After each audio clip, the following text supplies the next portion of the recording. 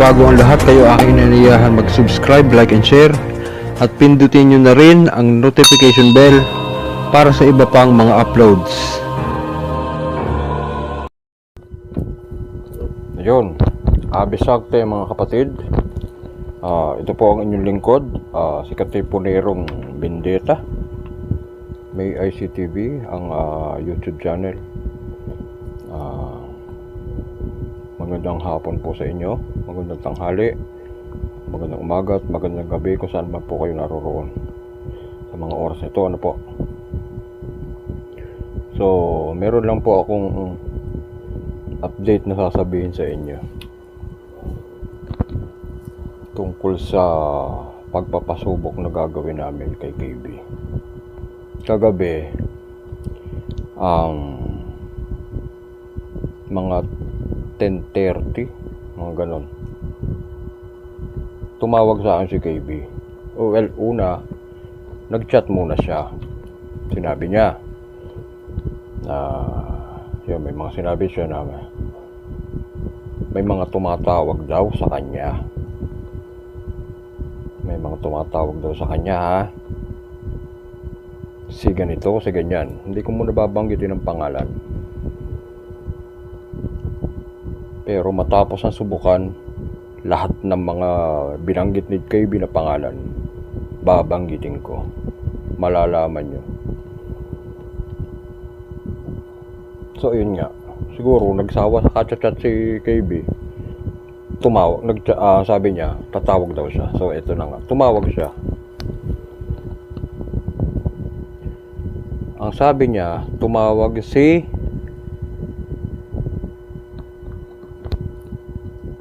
may dalawang tumawag sa kanya. Direktang tumawag sa kanya. Isipin niyo mga kapatid, hindi ako kilala ni KB. Kahit minsan hindi ko siya nakausap, hindi kami nag-usap. At nag-chat lang ako sa kanya, naging magka-chat lang kami ni KB simula noong nag-chat ako sa kanya na magpapasubok kami. Samantalang yung dalawang tumawag kay KB, kilala niya. Kasi noong pang mga panahon na may issue kay dun sa ibang mga manggagamot, yung mga away-away nila, ayun nga. So, nakilala niya itong isang manggagamot. Tapos, yung isa pa na minsan nagpapaturo rin daw sa kanya ng mga orasyon, mga ganito, ganyan. Ngayon, ang gusto nilang mangyari, isabotahe yung pagpapasubok namin ng gamit ng mga kasama ko. Si Bro Dato, si Bro Alvin, at saka yung iba pa mga kasama, si Pare Enrique, at yung iba pa. Gusto nila, wag ituloy yung subukan, or matuloy man, wag papatamaan. Wag daw patamaan. Ito pa. May tumawag doon sa isang kakilala ni KB na ewan ko, siguro apprentice niya or kung sino man sa kaibigan ni Sir KB, na ang tumawag mismo yung gumawa ng gamit, yung nagkasa ng gamit, na huwag papatamaan. Anong klase mga tao kayo? Hindi gagawa ni KB yan. Prinsipyo niya nakasalalay dyan. Konsensya niya nakasalalay dyan. Unang-una, sige, pagpalagay na lang natin na sinunod ni KB yung gusto nyo, na huwag patamaan. Konsensya ni KB kalaban niya. Bakit? Naniwala kami sa kanya na talagang hindi tinamaan yung gamit. Kasi ang utos, huwag patatamaan palilihisin daw Ngayon, sa isip niya, Itong mga taon to, kusang nagpunta sa akin para magpasubok ng gamit, tapos tinrider ko. Alam nyo ibig sabihin nun? Nagtiwala sa akin dahil alam nila, yung mga napapanood nila legit na talagang tinatamaan. Legit na talagang walang pumapasa. Legit na talagang may nakakapasa. Pero pinupost ko pa rin yung mga sablay at yung mga nakakapasa. Konsensya niya, kalaban niya dyan. Pag sinunod niya yung gusto niyo. Ngayon, disadvantage ni KB yun. Magiging sasabihin, ito lang palang mga gamit ni ano yung katapat ni KB.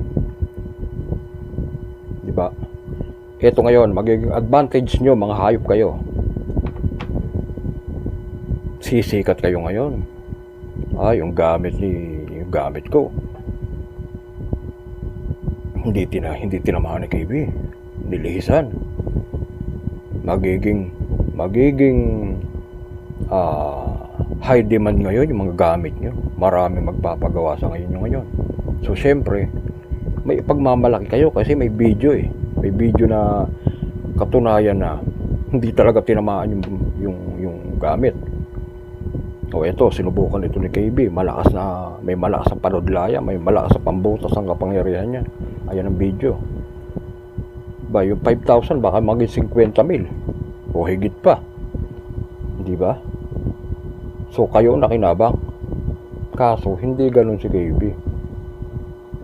Palulutangin niya lahat ng mga takabuktutan nyo, mga tarantado kayo. Ako, ang plano kasi namin, yung mga kasama ko,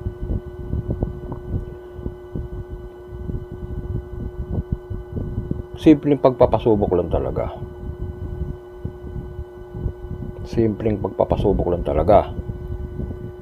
Pasusubukan namin ang gamit, hindi namin sasabihin kung kanino galing.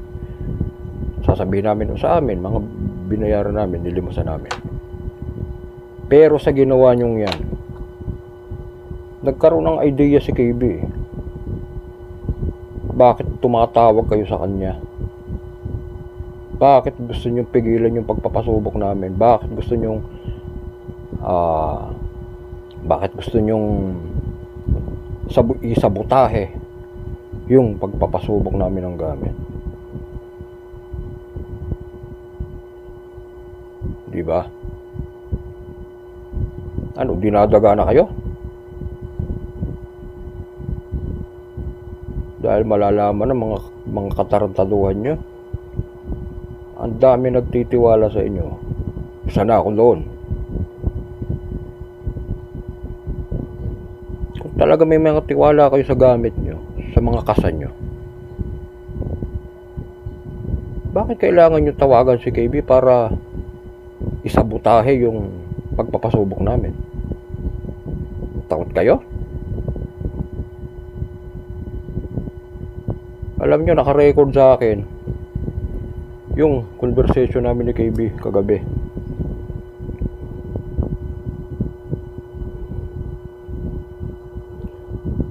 Naka-record sa akin. Kaya hindi nyo pwedeng itanggi.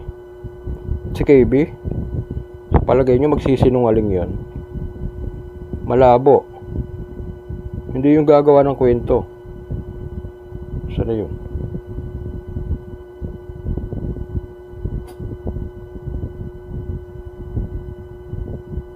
Ito 32 H. Buya.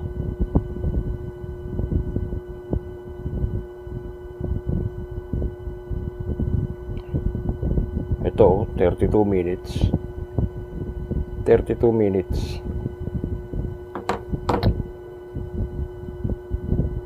Yun, sabi niya. Sabi ni KB, bayaran nyo siya ng 10 milyon. Susundin niya yung gusto nyo, yung utos nyo. So syempre, pare-pares lang naman tayo, isang kahig, isang tuka. Wala kayong 10 milyon. Diba?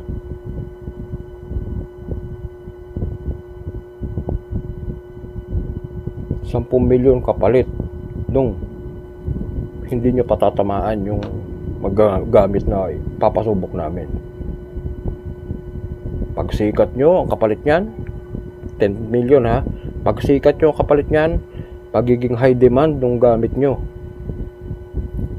Laking pera no, di ba? Pag nagkataon, sikat, mas maraming bibili ng gamit nyo. Nasa ang katotohanan ay walang kumbaga, hindi naman sa walang bisa. Hindi ko inaalis yung walang bisa. Ibig sabihin, hindi kaya yung talagang panudlan ni KB. Kasi nga, intentional na pinalihis yung bala. Anong klase mga tao kayo? Akala ko ba sa matuwid kayo? Baluktot naman pala mga pag-iisip nyo eh. Ano? Takot kayong masira? Takot kayong masira sa mga tao nagtitiwala sa inyo? Mga buwaka ng ano nyo?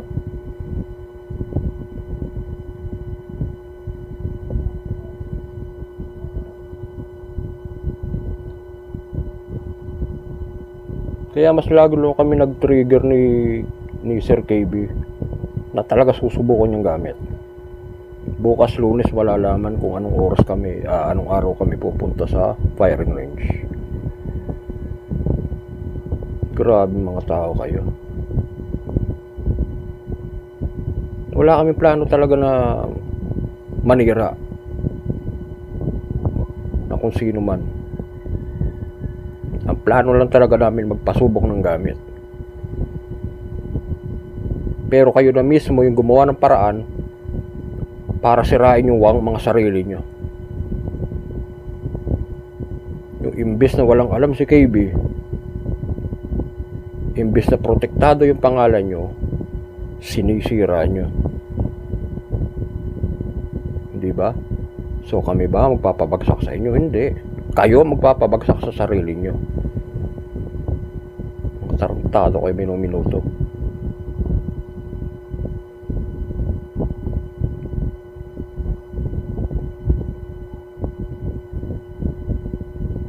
Nagtiwala sa inyo mga tao, lalo yung mga sundalo at mga kapulisan na yan. Tapos panood lang, hindi kakayanin. Anong kinatatakot nyo? Kung kayo nga nawalan pala ng tiwala sa mga gamit na binebenta nyo, paano pa kami? Na nagtiwala sa inyo na malakas yung gamit na binebenta nyo. Di ba?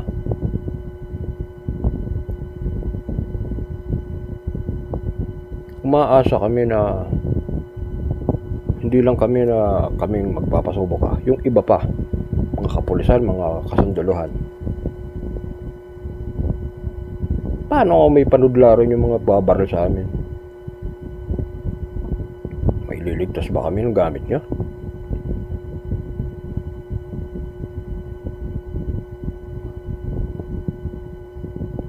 Kung gagawin ni KB yung tawag dyan, yung hindi niya patatamaan yung mga medalyon namin, sikat kayo, hindi ba?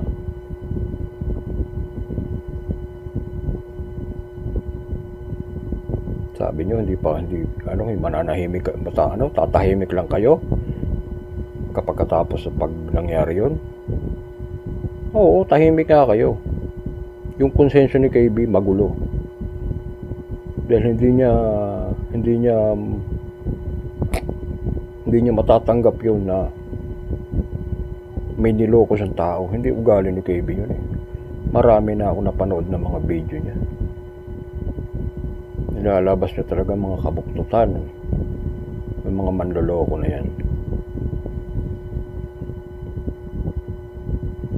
Anong ikinatatakot niyo sa mga gamit niyo, sa mga gamit na ikinasa niyo? Lupit niyo. Siguro kaya hindi natuloy yung subukan kahapon. Ginadya na rin siguro para mangyari to. Kasi kung mananahimik lang kami, hindi namin palalabas yung tunay na kulay nyo, marami pa kayong maloloko Well, wag tayo doon sa panloloko. Kasi sabihin natin na effective naman talaga yung gamit nyo kasi sinubukan nyo tinesting nyo Yun nga lang, kayo lang nag-testing, kayo lang nagsubok sa gamit nyo. Hindi pinutukan o hindi tinamaan or tinamaan hindi nabutas, ganun. Basta ayun ang mga yan lang naman, tatlong yan diba?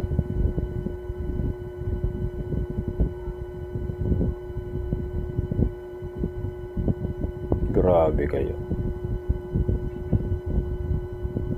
Humahanap pa ng padrino para lang wag ituloy yung pagpapasubok namin na yun o isabotahe.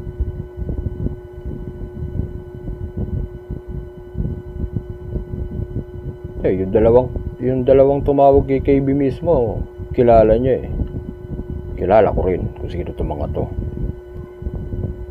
Tapos itong isa tumawag dun sa isang kakilala ni KB para iparating sa kanya na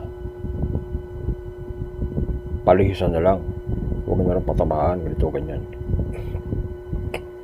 Hindi gagawin ni KB yan. Prinsipyo nakasalalay dyan. Kasiraan naman ni KB yan.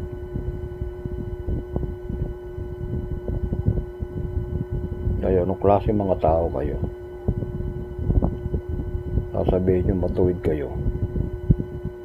Yan ba yung mga matutuwid?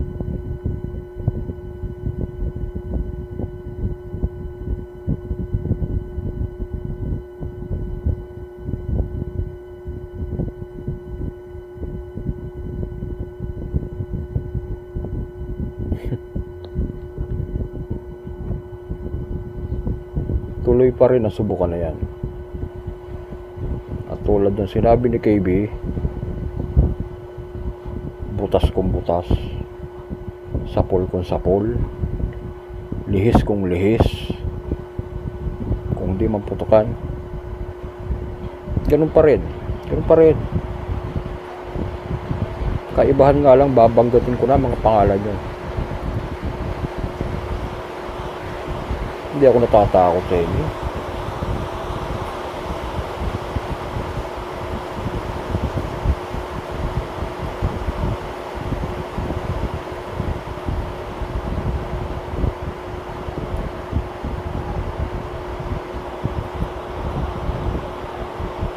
Doon tayo sa totoo.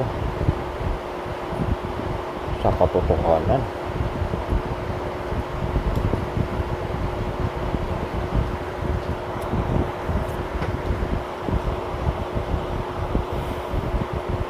Huwag nyo pa irali sa kapwa nyo yung mga panggugula.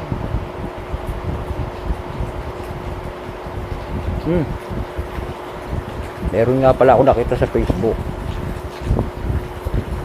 Pwede nyong bayaran si KB 10 million. Yung bebenta yung betlog 9,700,000 plus yung isang piraso pa lang Kaya lang sa US. Ang problema, hindi na kayo aabot. Bakit? This week na ang subukan. Syempre, kung yun sa'yo pupunta pa ka ng US, mag-aaskaso kayo ng papeles, ganyan, bago kayo pupunta roon sa Amerika, para lang ipa-opera yung mga betlog nyo, hindi ko aabot. Yung isang betlog, di ba, dalawa yun? 9,700,000 mahigit. Plus, di ba? 10 million hinihingi ni KB. So dalawa. O yan, kung sino gusto Tanggal ng itlog. Yun.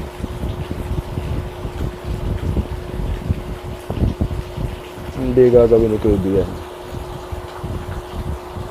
Reputasyon ni KB ang nakasalalay dyan. Pagkatao niya.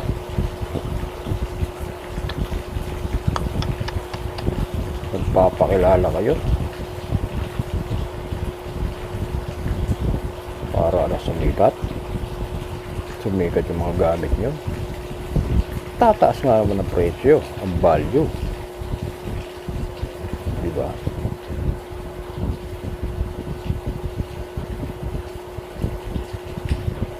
Yung dating isang bao na ganyan kaliit na 5,000, baka 50 mil na yan.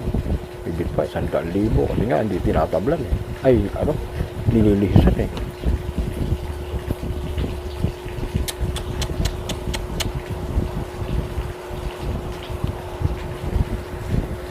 Wag ako.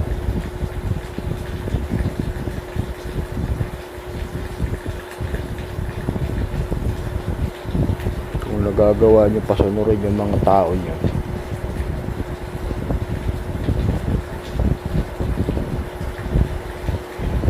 yung mga miyembro nyo, wag ako.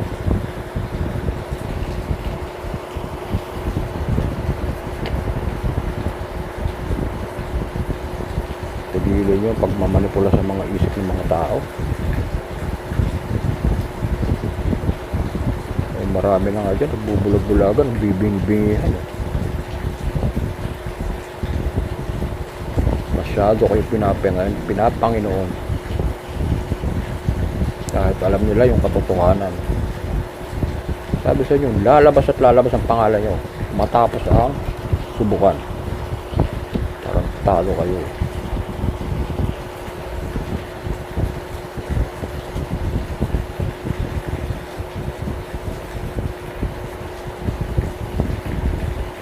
Gagamit kayo ng ibang tao para lang isabutahe yung pagpapasubok namin. Anong klaseng pag-iisip meron kayo?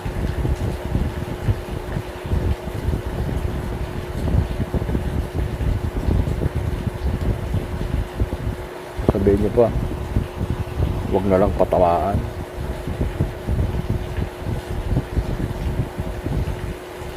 Yung dalawang tumawag na kay KB na yun, direktang tumawag, kilala ko. Yung isa matindi mag-ship ng gamit sa ibang bansa eh. Kahon-kahon eh.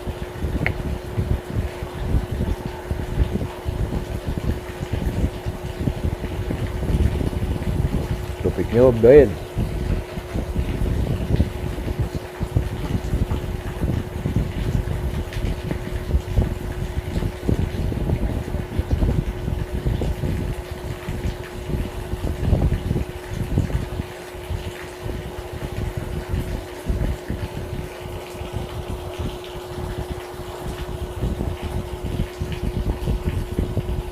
Nasa tamang pag-iisip pa ba kayo?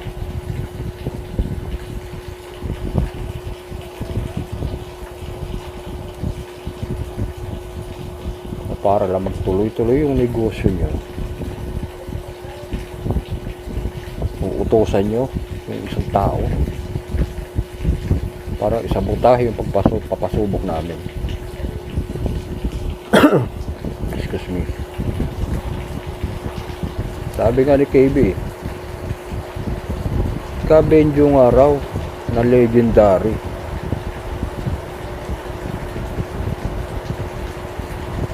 Inire-respeto siya.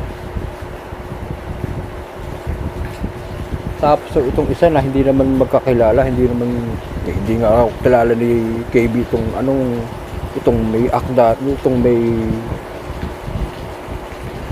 gumawa ng gamit na yun eh.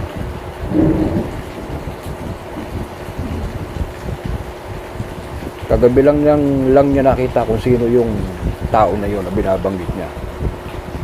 Tiningnan niya yung Facebook. Ganyan pa raw eh.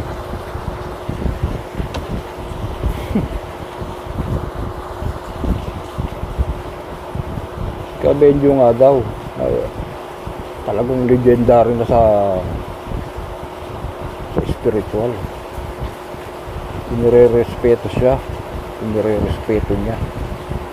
Tapos itong isa, uutos-utusan lang siya na ano ito, na wag patamaan yung ipapabaril namin. Uyo. Lupit nyo. Magbayad kayo ng 10 milyon kay KB.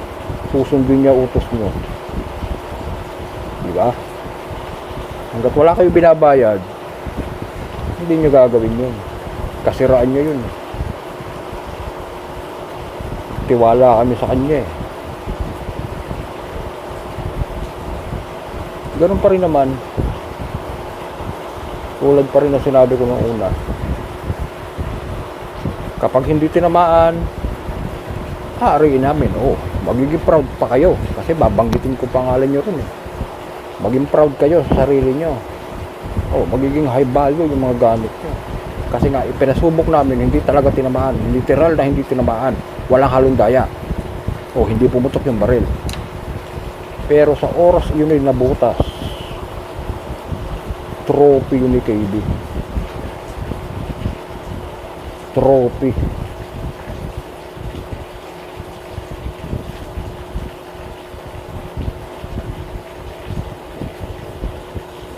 Tigil nyo yung mga pagbebenta nyo, yung mga pang pabala-bala. Magbenta na lang kayo ng pangkontra. Mga pangkontra yun. Palataya pa ako sa inyo ron. Kaibigan, nakita mo ba nagbenta ng mga pangbala yan? Diba, mga pangontra lang? Dahil lang mga presyo niyan, milyunan. Lalo talagang mabisa. Si KB mismo nagsabi, milyon ang halaga ng pambala. Pang protection sa bala. Bakit? Ililigtas ka dyan. Buhay mo kapalit niyan eh.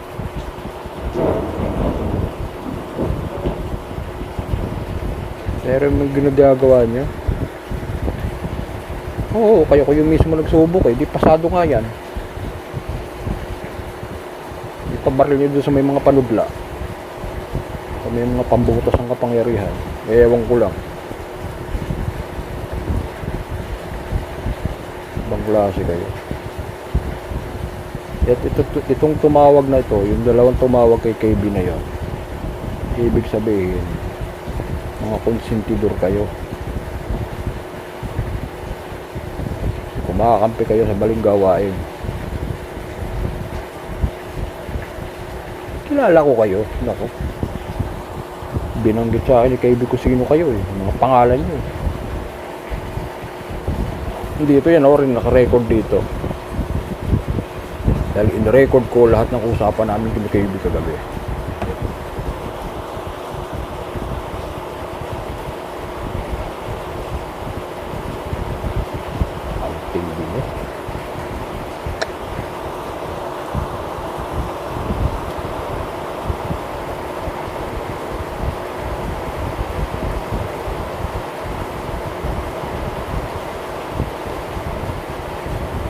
Matuwid na pala sa inyo yan pagiging baluktot ang utak.